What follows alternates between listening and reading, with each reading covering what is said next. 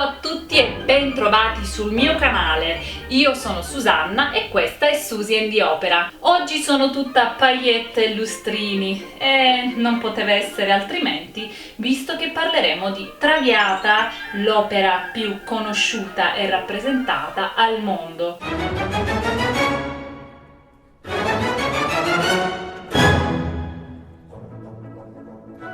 Il titolo dell'opera inizialmente doveva essere Amore e Morte, ma a causa della censura fu cambiato in Traviata. L'opera alla sua prima rappresentazione fu un fiasco. Giuseppe Verdi attribuì questo disastro anche all'inadeguatezza vocale e scenica della protagonista.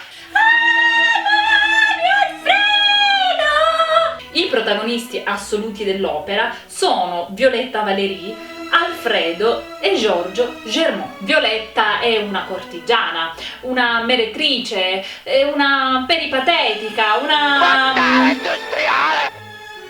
Alfredo Germont è invece un appartenente alla borghesia parigina che si innamora perdutamente di Violetta. Giorgio Germont è il padre di Alfredo. Dopo un toccante ed appassionante preludio, il sipario si apre sul salone delle feste parigino di Violetta Valéry, dove è in corso un ricevimento. Tra i tanti ospiti spiccano Flora Bergois, un'amica di Violetta, il visconte Gaston de Letolier e il protettore di Violetta, il barone Dufault. Il visconte Gaston de Letolier presenta a Violetta un certo Alfredo Germont, che pare essere un suo grande ammiratore.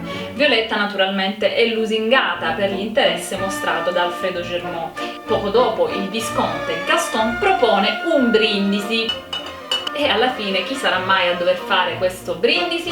Ma naturalmente Alfredo. Inizia così il famosissimo brindisi di Traviata.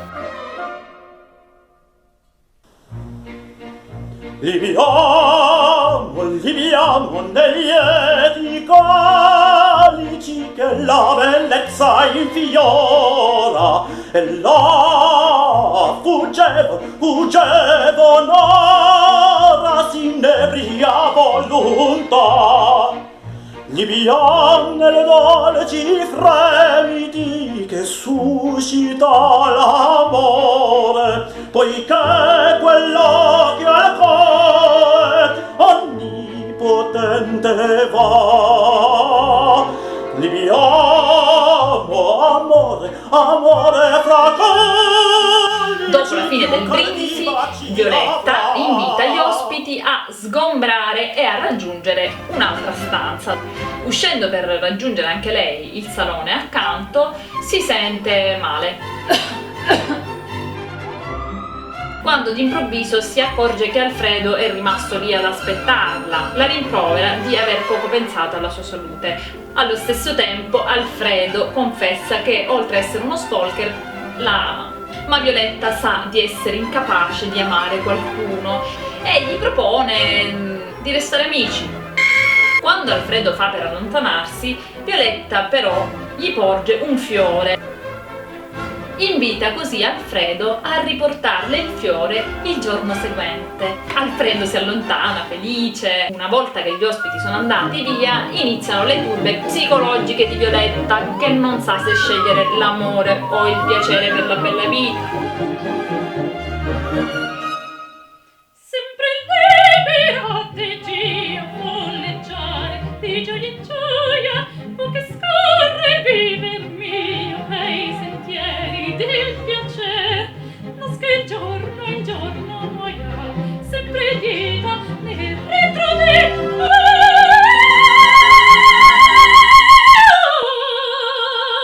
Arriviamo così all'atto secondo. Violetta ed Alfredo convivono ormai da 3 mesi. Alfredo è felicissimo, con la testa per aria, canta. Volaron già 3 lune da che la mia Violetta oggi per me lasciò dovizie, amori e le pompose feste.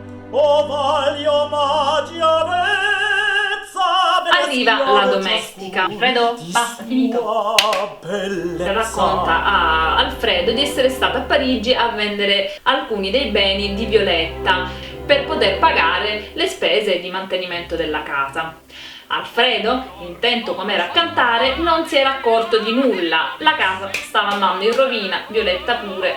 Per fortuna rinsavisce e dice ad Annina, sempre la cameriera, di andare lui stesso a Parigi per sistemare un po' gli affari. Sulla scena giunge allora Violetta, alla quale viene consegnato un invito per una festa a casa di Flora Bergois. Subito dopo Giuseppe, il cameriere, le annuncia la visita di qualcuno. Alla sua porta si presenta il padre di Alfredo. L'accusa inizialmente di voler depredare il figlio delle proprie ricchezze. Violetta però gli mostra i documenti che provano che invece è stata lei a mantenere lui, semmai. Giorgio Germont le chiede ugualmente di troncare la relazione perché questa mette a rischio il buon nome della famiglia e soprattutto il matrimonio della figlia. Violetta allora gli propone un distacco temporaneo, ma a Germont questo non basta e le chiede di allontanarsi per sempre da Alfredo. Violetta non cede, non accetta, ma quello di Giorgio Germont le fa notare che una volta sparita l'avvenenza fisica, Alfredo la metterà di lato. Violetta decide così di separarsi definitivamente da Alfredo. Ha infatti deciso di scrivere una lettera nella quale gli annuncia la loro separazione. Contemporaneamente scrive al barone Dufour per far sì che questo possa accompagnarla alla festa e continuare ad essere il suo protettore. Alfredo rientra, si accorge del turbamento di Violetta, le chiede spiegazioni, ma lei fa finta di niente e si abbandona in un ultimo addio che esprime attraverso lo struggente "Amami Alfredo". Subito dopo Violetta scappa e Alfredo va a leggere la lettera, capisce allora di essere stato lasciato ed intuisce che Violetta è corsa tra le braccia del barone Dufour. Decide così che anche lui andrà alla festa. Alfredo arriva a casa di Flora Bergois, dove già si vocifera della fine della storia tra i due amanti. Violetta è qui accompagnata dal barone Dufour. Naturalmente Alfredo non fa mancare insulti ed allusioni scomode nei confronti di Violetta.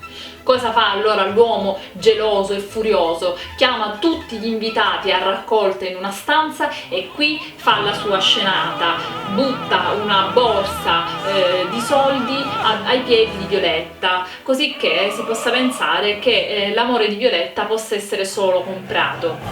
Violetta sviene, si sente male, tutti inveiscono contro Alfredo che ha esagerato. Si chiude così il secondo atto. L'ultimo atto si apre nella stanza da letto di Violetta. La malattia, la tisi, è ormai giunta all'apice. In contrapposizione alla morte che aleggia nella stanza di Violetta, fuori impazza il carnevale. Violetta sa che ormai è tardi per cedere al sogno dell'amore, che questi è perduto per sempre.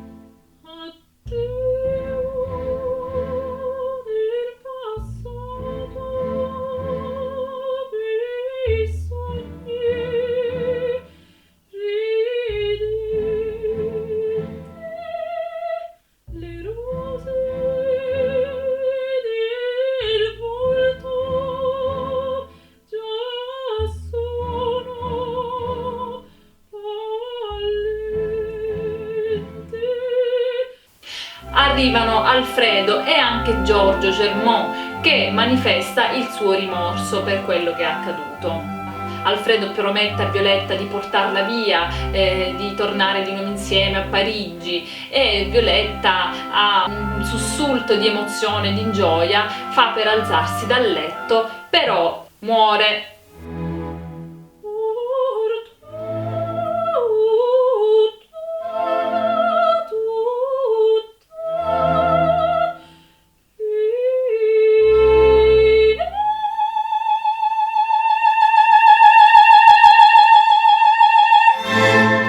Insomma, ancora una volta il nostro melodramma ci racconta di una bad romance.